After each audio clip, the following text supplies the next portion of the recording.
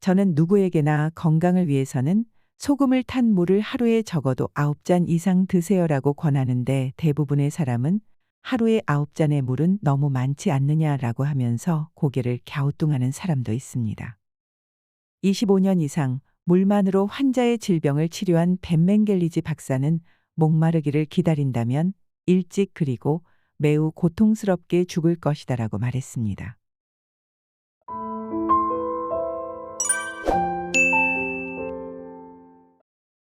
어릴 적 제가 살던 동네엔 어떤 할머니께서 한겨울에 내복만 입으신 채 신발도 신지 않으시고 골목길을 서성이시곤 하던 일이 종종 있었습니다. 그럴 때면 먼저 할머니를 발견한 이웃이 할머니를 달래고 때론 사정하기도 해서 집으로 모셔다 드렸습니다. 어떤 때는 할머니 따님으로 보이는 아주머니가 정신없이 달려와 할머니를 붙들고 큰 소리로 우시면서 왜 이러고 나왔냐고 한바탕 소란을 치르고 할머니를 데려갔던 기억도 납니다.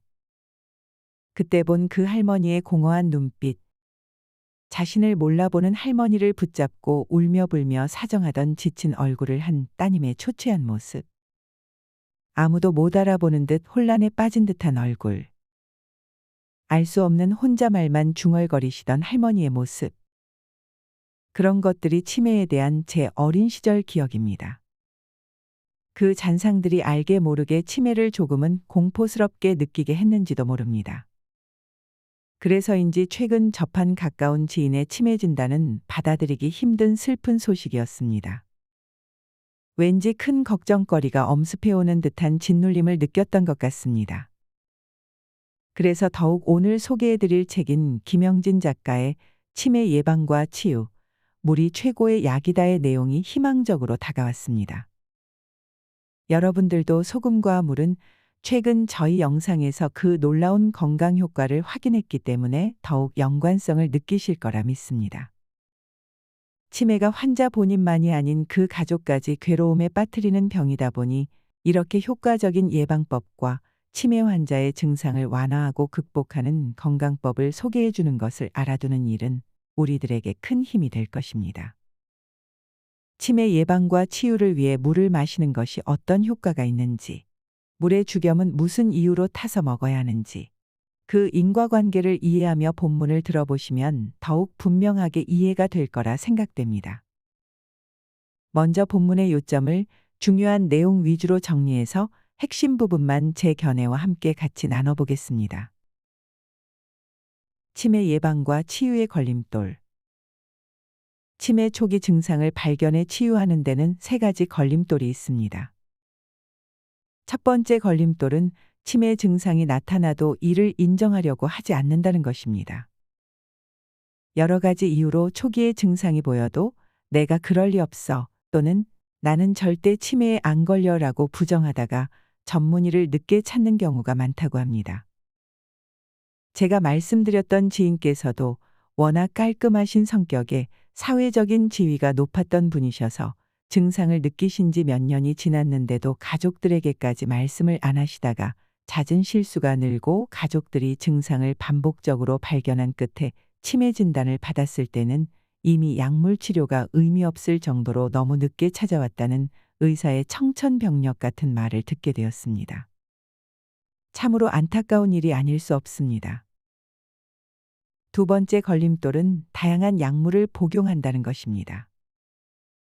특히 항암 치료를 받는 사람은 약을 복용하는 탓에 항상 머릿속에 안개가 낀 것 같아 아무것도 할 수 없다라고 호소하는데 이러한 증상을 흔히 케모 브레인이라고 합니다. 이는 항암 치료라는 뜻을 지닌 케모세라피의 케모와 두뇌라는 뜻을 지닌 브레인이 합성된 말로 항암 치료를 했기 때문에 발생한 증상이라는 뜻입니다. 항암제 외에도 소화제, 위장약, 수면제, 당뇨약, 혈압약, 콜레스테롤약, 심장약 같은 여러 가지 약을 혼합해 먹으면 좀처럼 개선되지 않습니다. 평소 건강을 잘 관리해 약물을 복용하지 않는 것이 가장 좋은 예방법입니다. 세 번째 걸림돌은 만물의 에너지원인 태양, 신선한 공기와 함께 뇌에서 발생하는 쓰레기를 깨끗이 청소하는 물과 소금의 소중함을 모른다는 것입니다. 인체가 잠시도 쉬지 않고 각종 영양소를 소화 흡수하고 활용한 뒤 그 찌꺼기를 대변, 소변, 땀, 호흡 등을 통해 외부로 배출할 때 직접적인 역할을 하는 물질이 바로 물과 소금입니다. 제가 21세기 최첨단 영양학을 공부하고 건강 관련 서적을 800여 권을 돌파하고 느낀 것은 물과 소금을 등한시하면 뇌질환은 물론 각종 질병의 예방과 치유가 불가능하다라는 것입니다. 노인 갈증 센서의 고장. 치매 환자와 대화할 때 물을 하루에 어느 정도 마시나요? 라고 질문하면 대부분 특별히 신경 써서 마시지 않는다.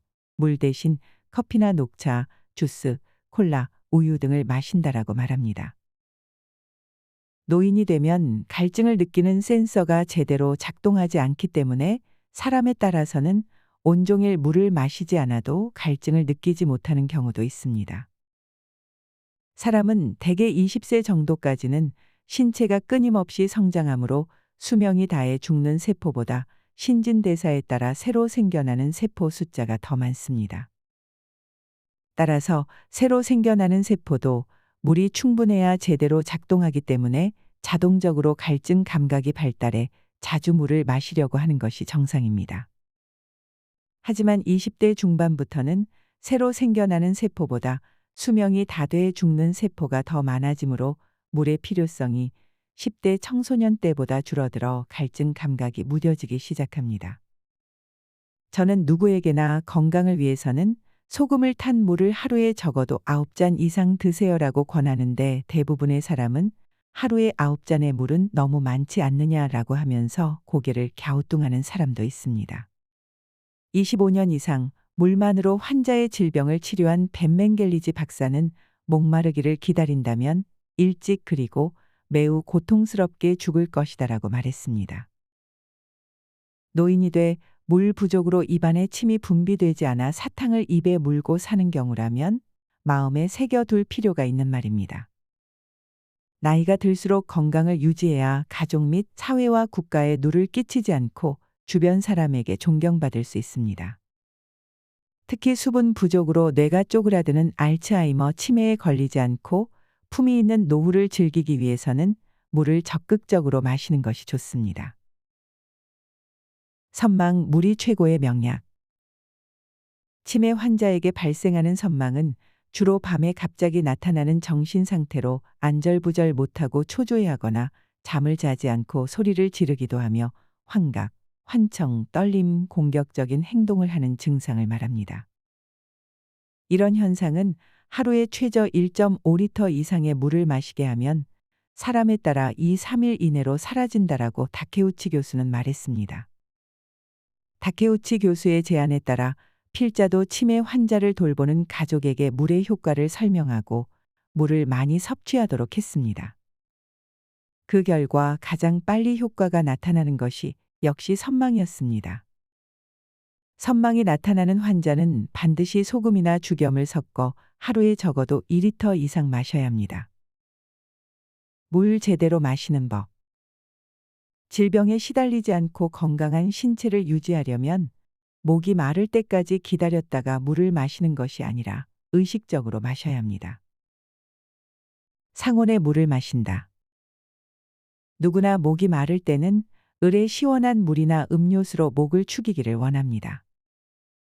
무더운 날씨나 몸에서 열이 날 때 시원한 물을 마시면 상쾌한 느낌이 들기 때문입니다. 하지만 지나치게 차가운 물은 우리의 건강을 해칠 수 있으므로 자연건강법에 따라 가능하면 여름철에는 상온의 물, 겨울철에는 미지근하거나 약간 따뜻한 물이 좋습니다. 어떤 사람은 끓인 물을 즐겨 마시기도 하는데 이는 바람직한 행위가 아닙니다. 물을 완전히 끓이면 물에 녹아있는 산소, 즉 용존 산소량이 없어지기 때문에 생명력이 없어진 죽은 물이 됩니다. 실제로 끓인 물로 채워진 어항에 물고기를 넣으면 금세 죽어버리는 것을 확인할 수 있습니다. 가능하면 체온에 가까운 미지근한 물을 마시는 것이 자연의 법칙에 따르는 자연건강법입니다. 물을 많이 마시는 것이 건강에 좋다라고 해서 무턱대고 많이 마시면 부작용이 나타납니다. 만일 소금을 섭취하지 않고 물만 많이 마시면 삼투압 작용으로 물 중독 증상이 생깁니다. 물 중독을 예방하기 위해서는 반드시 천연 소금도 함께 섭취해야 몸속에서의 수분을 잘 조절할 수 있고 땀이나 소변으로 빠져나가는 미네랄을 보충할 수 있습니다. 아침에 일어나자마자 마신다. 아침에 잠자리에서 일어나자마자 제일 먼저 해야 할 일은 두세 잔 정도의 물에 소금을 조금 타서 마시는 것입니다. 인체에 소금이 부족하면 몸이 물을 원하지 않기 때문에 한 번에 두세 잔 마시는 것은 쉬운 일이 아닙니다. 아침에 일어나자마자 물부터 마셔야 하는 이유는 잠자는 동안 호흡을 통해 몸속의 수분이 빠져나가기 때문입니다. 새벽에 수분이 부족한 혈액이 끈적끈적해지면 혈액순환에 문제가 생겨 뇌졸중이 발생하는 경우도 있습니다. 잠을 자는 동안에는 물 공급이 제대로 되지 않기 때문에 일어나자마자 눈은 소변의 색깔이 진합니다. 소변 색깔이 진한 것은 신체에 물이 부족해 노폐물이 많이 쌓여 있다는 신호이므로 빨리 생수를 마시는 것이 좋습니다. 건강에는 아침에 일어나자마자 마시는 물이 최고의 보약이라는 것을 기억하시기 바랍니다. 식사 전후에 마신다. 몸에 좋은 물을 충분히 마시면 맨 먼저 뇌에 공급되고 20분 정도 지나면 심장을 비롯한 각 장기와 피부에 공급됩니다. 식사 30분 전에 2잔, 식후에 1잔을 규칙적으로 마시면 각종 소화기 계통의 질환뿐 아니라 우울증, 비만, 피부 질환을 예방할 수 있습니다. 소화불량, 위염, 위궤양, 십이지장궤양, 대장염으로 고생하는 사람에게 소금을 탄 물을 많이 마셔야 한다고 강조하면 대부분은 약으로도 낫지 않는데 어떻게 물과 소금으로 치유되느냐 하고 반문합니다. 물과 소금이 우리의 건강을 책임지는 대단히 중요한 영양소인데도 교육 현장에서는 그 중요성을 가르치지 않은 탓에 사회적으로 그 가치가 제대로 평가받지 못하고 있는 것이 참으로 안타깝습니다. 식간에도 마신다. 우리가 섭취한 음식물은 모두 물이 충분해야 소화가 되기 때문에 식사 전후와 식사 중에 마시는 물은 소화액을 묽게 함으로 좋지 않다는 말에 휘둘리지 마시고 식사 전후로 소금 탄 물을 꼭 드시기 바랍니다. 식후 2시간 30분 정도 지나면 위장은 휴식 시간이 시작되므로 이때 피로에 지친 위장에 신선한 물을 공급하면 손상된 조직을 수리, 복구하는 데 도움이 됩니다. 위장 속의 고기도 물이 있어야 분해가 잘 되므로 식후 2시간 30분 정도의 물을 마셔 소화가 잘 되도록 해야 합니다. 건강하게 물 마시는 방법. 평소 물 마시기를 좋아하지 않는 사람이 본격적으로 마시기 시작하는 초기에는 하루나 이틀 동안 적어도 하루 1리터 4잔을 마십니다. 아침에 일어나자마자 1잔, 식사 30분 전에 1잔씩 마시면서 신체의 반응을 살핍니다. 특별한 이상 반응이 나타나지 않으면 하루 1.8리터를 목표로 삼아 마시고 피부 질환이 있는 경우 가려움증이 심해지면 마시는 양을 절반으로 줄이거나 하루 이틀 쉬었다가 마시는 방법도 있습니다. 물 마시기에 성공하기 위해서는 1.8에서 2리터 생수병에 소금을 혼합해 컵에 따라 마시는 방법, 알갱이나 알약 형태로 된 소금을 약처럼 물과 함께 먹는 방법, 물과 소금을 따로따로 섭취하는 방법 중 하나를 선택하는 것이 좋습니다. 이제까지 치매 예방과 치유, 물이 최고의 약이다의 주요 내용을 통해 물과 소금이 얼마나 우리 몸에 중요한 요소인지를 다시 한번 알아보는 시간을 가졌습니다. 반드시 기억해야 할 것은 책 내용에 나오는 대로 건강하게 물 마시는 방법을 실천하면 건강한 습관을 길러 치매 예방과 치유에 큰 도움이 된다는 사실입니다. 현재 치매 증상을 보이는 경우에도 저자가 직접 실천해온 대로 그 효능이 입증된 소금이나 죽염을 탄 물의 활용법으로 선망 증상 등의 완화에 적용할 수 있는 방법으로 많은 분들께 큰 도움이 될 거라 믿습니다. 그 외에도 건강하게 물 마시는 법을 통해 우리 모두에게 건강한 삶을 살아갈 수 있는 길도 제시해 주었습니다. 또한 치매와 직접적인 관련은 없지만 왠지 모를 두려움을 갖고 있었을 분들께도 오늘 영상이 도움이 되었기를 바랍니다. 다음 영상에도 유익하고 알찬 내용으로 찾아뵙도록 하겠습니다. 시청해 주셔서 감사합니다.